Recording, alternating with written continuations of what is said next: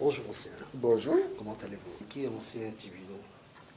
Bon, l'ancien Tivino, c'est un chrétien, comme tout autre, qui a été appelé au ministère depuis bientôt plus de 27 ans avec le Seigneur.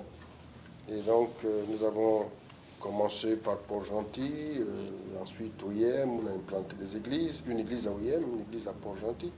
Et maintenant, nous sommes ici, à Libreville, dans ce quartier de la Cité Damas, depuis 1992.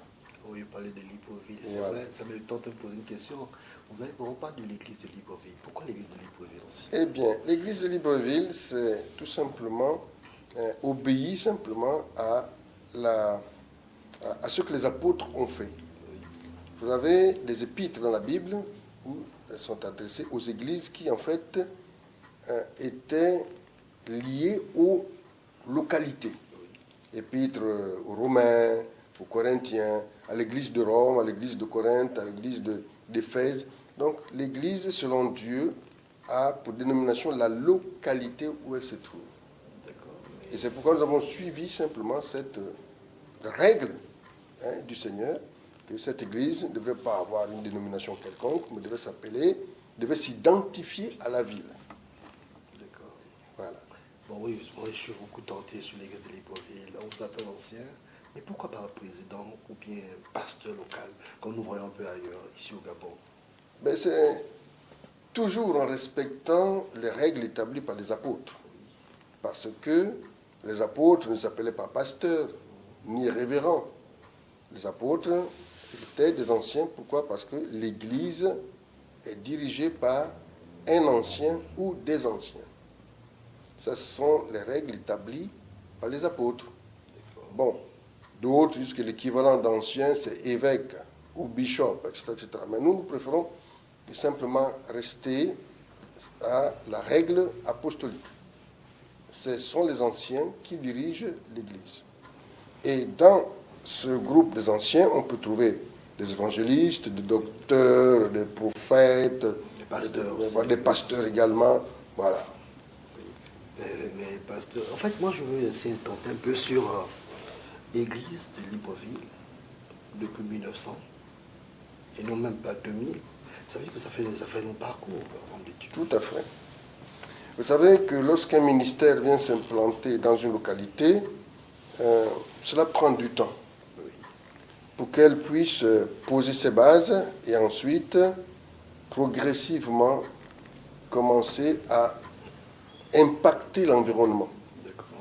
Et cet environnement dans lequel nous nous trouvons, ici par exemple la Cité Damas, n'a pas du tout été facile pour implanter une église ici, sauf que la Cité Damas est une cité résidentielle, avec des hauts cadres de la République. D'ailleurs, mon voisin, c'est un sénateur, pour la simple histoire, pour la simple information. Ils sont nombreux ici. Et derrière moi, c'est un ancien ministre qui est là. Donc, ça n'a pas été du tout facile de pouvoir prêcher l'évangile dans cet environnement. Cela a pris vraiment du temps avec beaucoup de luttes et de combats. Mais aujourd'hui, nous sommes très heureux de constater que, après que nous nous soyons investis dans ce travail, il y a maintenant plus de 4 églises installées à la Cité Damas, qui sont d'autres dénominations. Ils sont installés à la Cité Damas.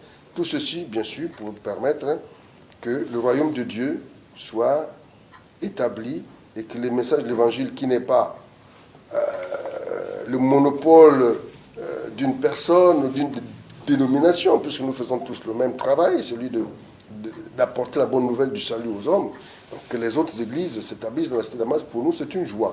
Et c'est le résultat de ce travail avec le Seigneur, des combats, des prières que nous avons menés. Et nous voyons aujourd'hui que ce débroussaillage, si on peut parler comme ça, a permis à d'autres de s'installer. 4 jours d'enseignement, Oui. 4 jours de victoire et 4 jours de délivrance. Bon, disons que nous allons parler du royaume de Dieu. Parce que le thème de notre événement, c'est « Il a fait de nous un royaume et des sacrificateurs pour Dieu son Père ». Donc, c'est quoi un royaume? C'est quoi un sacrificateur? Quelle différence y a-t-il entre un royaume et une république? Les gens qui sont nés dans une république ont une attitude et un comportement différent de ceux qui sont nés dans un royaume. Le gros problème que nous avons, nous, en tant qu'Africains et même francophones, c'est que nous lisons la Bible avec la pensée occidentale, républicaine. Alors que la Bible, c'est un livre qui a été écrit avec la pensée du royaume, des gens qui habitent et vivent dans un royaume. Et c'est pourquoi, quand on lit ce livre, il faut avoir cette attitude.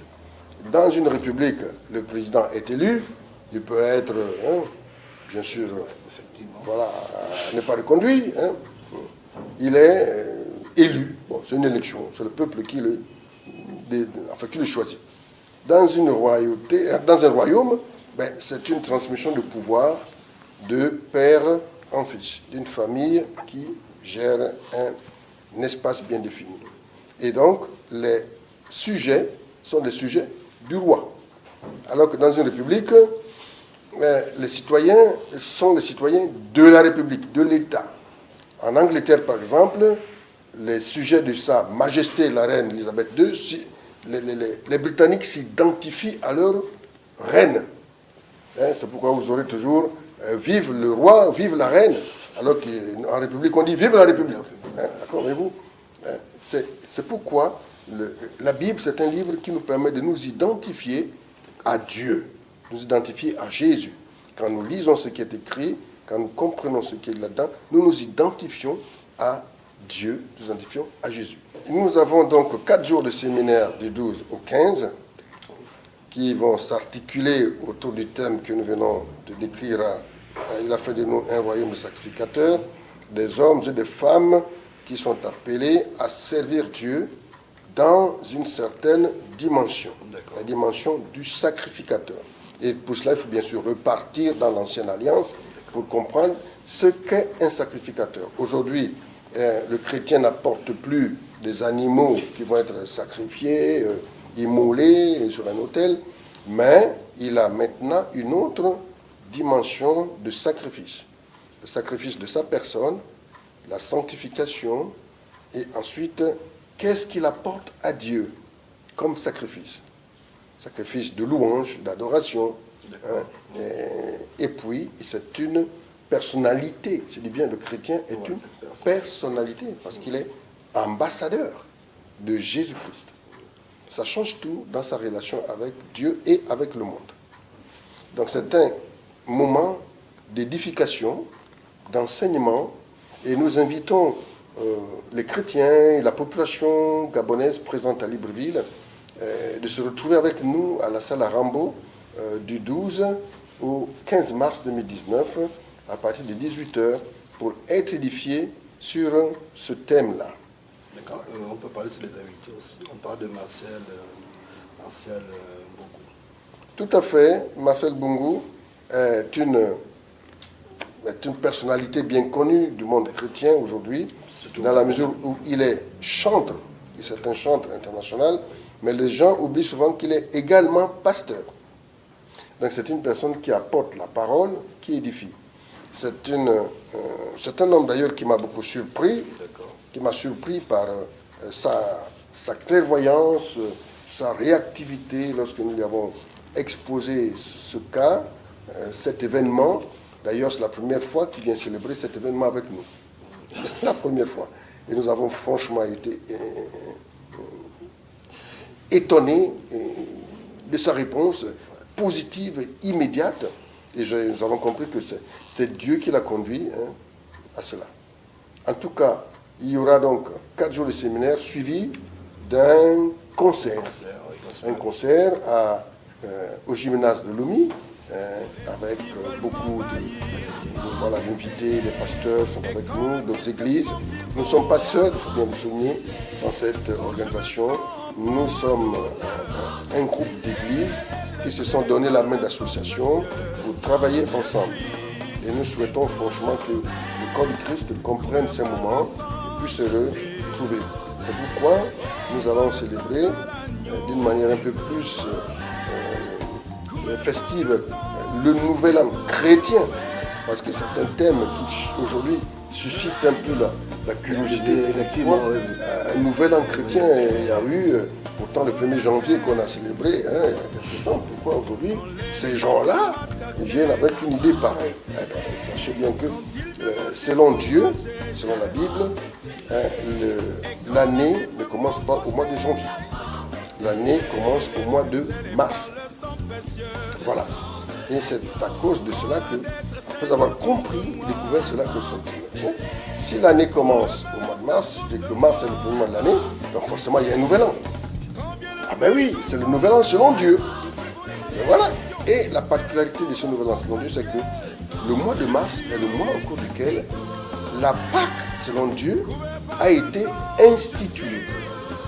Et donc, c'est au mois de mars que Jésus-Christ a été crucifié pour devenir l'agneau de Dieu qui a été crucifié. Tout ça s'est passé au mois de mars et c'est pourquoi nous célébrons également la Pâque au mois de mars. La Pâque selon Dieu. La Pâque que Christ a instituée parce qu'il a dit « Voici mon corps. Prenez ce pain, ceci est mon corps. Voici la coupe, buvez cette coupe est mon sang. Le sang de la nouvelle alliance. » Donc c'est au mois de mars, en ce début d'année-là, selon Dieu, que cette nouvelle alliance avait été établie avec Dieu. Et cette nouvelle alliance concerne tous ceux qui croiraient et qui croient en Jésus-Christ. Et c'est pourquoi pour nous, c'est une période exceptionnelle, parce qu'elle rappelle énormément de choses que Dieu a faites pour nous. Et lorsque Dieu ouvre cette porte du temps, c'est pour permettre à l'humanité, aux familles chrétiennes, de entrer dans la présence de Dieu, de commencer l'année dans la présence de Dieu, de commencer l'année avec le souvenir du sacrifice de Jésus. Et que ce mois de mars nous permet de comprendre qu'au travers du sacrifice de Jésus, eh bien, nous avons obtenu le salut, la rédemption, la réconciliation avec Dieu, la guérison, la délivrance, la prospérité. Toutes ces bénédictions nous ont été acquises au mois de mars, car c'est au mois de mars que Jésus a été crucifié. Pendant la Pâque. Est-ce que si on parle de ça, c'est quoi? C'est gratuit, homme de Dieu, sur ça? Oh oui. Est-ce que moi je peux venir comme ça sans que je ne... C'est gratuit, hein, l'accès à Rambo? Tout à fait. Vous savez, nous avons comme principe, nous ne faisons pas payer la parole de Dieu. Oui. Donc le séminaire est gratuit. L'entrée est libre et gratuite. Alors, ne soyez pas retenus chez vous, disant, est-ce que j'ai de l'argent? Si vous pouvez vous déplacer, avoir le taxi, venez. Eh bien, l'entrée est libre et gratuite. Voilà, c'est cela. Et pour le conseil en Dieu? Évidemment, le conseil, puisque ce n'est pas... cela engage des frais, cela engage beaucoup de frais, il faut le dire, que nous avons essayé de mettre en place des tickets d'accès en fonction des budgets des uns et des autres.